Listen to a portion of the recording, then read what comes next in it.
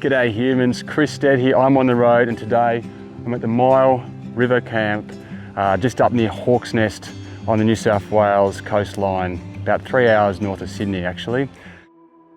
Are we there yet? No! Are we there yet? No! Are we there yet? No!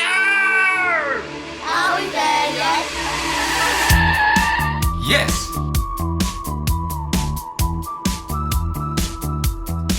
Dad, I'm hungry. I'm going to take you through a bit of a tour of what to expect here and what our experience was like. But before we do that, a little bit of an idea of where we are. So if you swing out this way, that's the road up there that heads up to Mungo Brush. So big lake area, water skiing, that type of thing. Plenty of little alleyways that go off to the beach, some awesome sand dunes you can slide down with the kids. Plenty of adventure. Down over here, there's a little path you can do. This will also take you down to the beach. It's a bit of a walk from the site, but it's definitely something you can do. It's a bit of adventure. It'll also take you down to the beach. And if we look down this way, you're looking at probably 5 minutes, 10 max, down to Hawk's Nest and Tea Gardens, where you can pump some yabbies, do some more fishing, but also get coffee. There's an awesome bakery with pies and sausage rolls, pubs, and a proper surf club beach with beach flags and everything as well. So that's a bit of a summary of the location. It's a great place. This whole stretch is really, really beautiful. But now let's go in and take a look at the campground itself.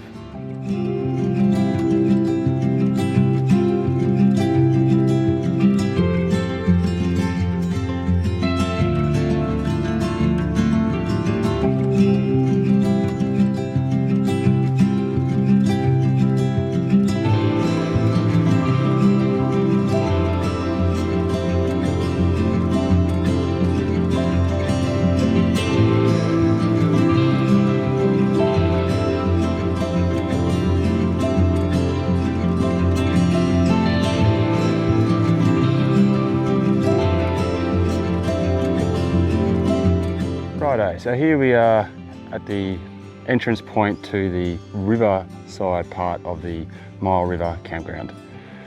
As you can see, a beautiful day. It's not too busy at the moment. We've just come off a long weekend. We stayed an extra day because driving home to Sydney on the last day of a long weekend sucks every time. So I'll just take you on a little bit of a tour. Now I've got very little bad to say about this place, to be honest. It's been a real find, real happy, good place to camp. So one of the few negatives I'll mention right now. Now, for those of you who love a shower, there isn't one. The shower is the river.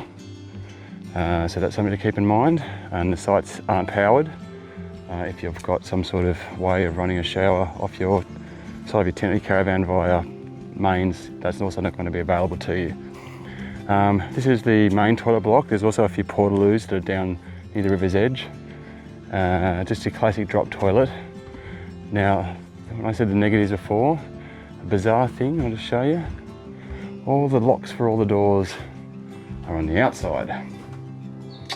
There's no locks on the inside.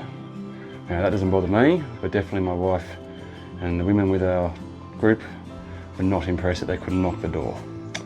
And we also completely ran out of toilet paper. So there was no toilet paper in there or down at any of the portaloos in the middle of the long weekend, which wasn't a great result, I don't think. So that's just maybe just a underestimate there from the guys. Maybe that's not a common problem, but didn't go down too well. Anyway, we got through that pretty quickly. Now, it looks like there could be a lot of campsites here, and absolutely the best thing about this place by a country mile is how good the sizes of the camps are. So when you get closer to the river, it's a bit tighter, and I'll go down and show you that. But back here, these sites are huge. And I really hope they never corrupt that. I really hope they keep these big sites because it literally makes this campsite. There's enough space for you to set up get 4 sites in a group as a group of friends, circle the wagons, have a nice big social space in the middle, and just not be on top of your neighbours. And it was great. It also means that each site pretty much has really good sun and shade. So you've got a nice mix there, which gets you through all the seasons.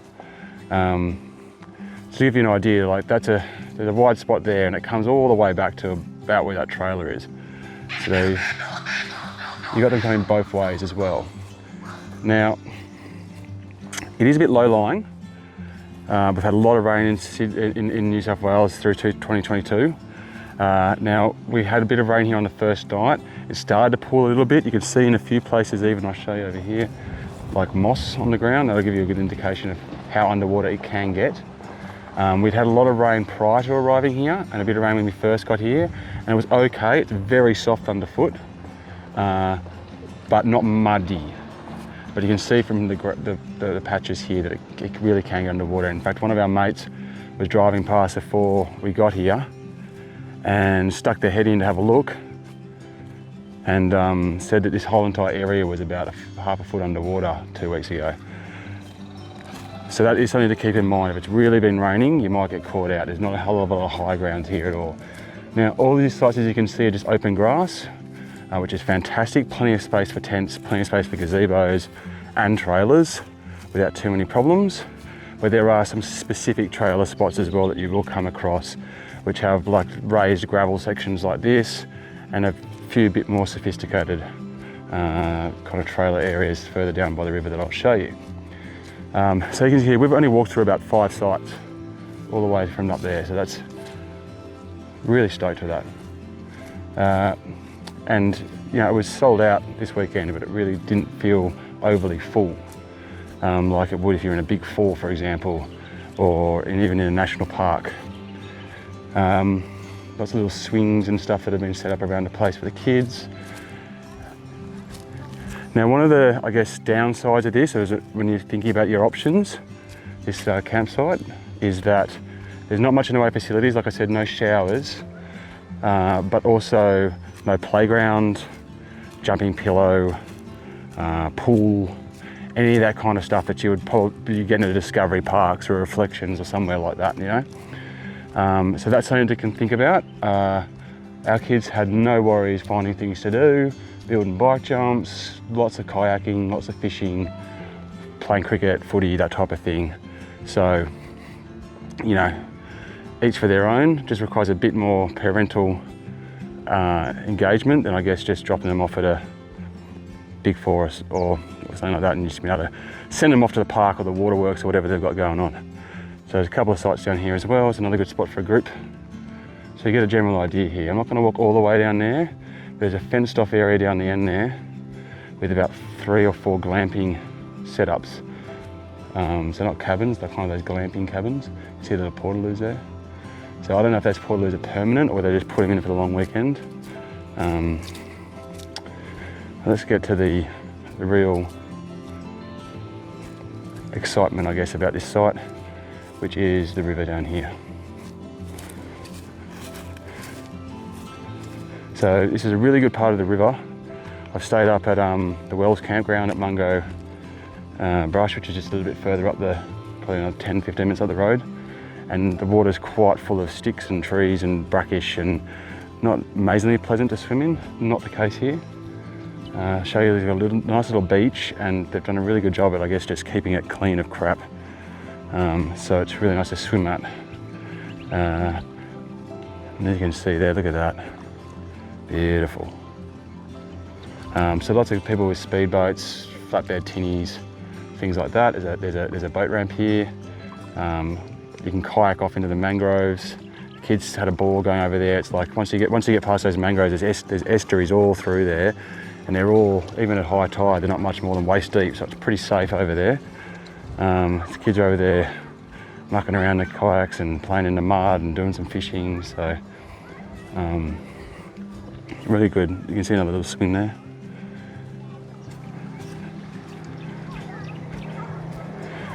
And I guess for me, this is a kind of place is a bit similar to what I'd say. It's like, it's not quite national park, obviously. It's not quite national park rates, but it's also not that kind of super ordered, everyone's crammed in style camping place. It's a bit of a best of both worlds.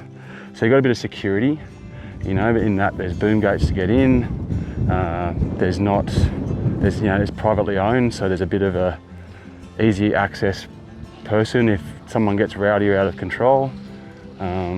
Not like you get in the national parks or the state forest, where if you get there, choose a bad moment in time, you can just have a real rough trot with whoever your neighbours are. But you can still have fire pits and fireplaces as well. So you're not sacrificing that awesome side of things. And here's kind of, I guess, the beach fronts. So you can see a bit of much smaller sites. So obviously the primo spots. But you got your own little beach here. This is amazing. Now we found during our time here, we're here on the October long weekend 2022, pretty much all families. Everyone was very respectful, not much in the way of noise after midnight, any of the 5 nights we were here. Yeah, kind of want to wish I was sitting around that fire right now.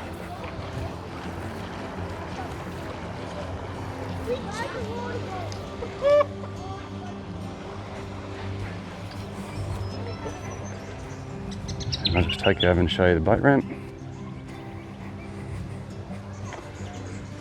And you can walk further along and find a few little fishing spots. And there you go. So that's a bit of a tour. We did catch some fish, some big flatheads, some really big brim. We didn't get very much in the way of bites, but when we got something it was good. But the water tasted very fresh, probably because of all the rain, so not much salt was getting up here. We had no luck with the crab nets, but still plenty of fun. So in terms of my experience here, there's a goanna over there. Oh, speaking, I should talk about the wildlife. There's lots of dingoes running around in here. All seem to be quite timid. I think they're happy enough to know that they're going to get a good feed if they just wait till dark. But yeah, goannas, dingoes, bin chickens, possums.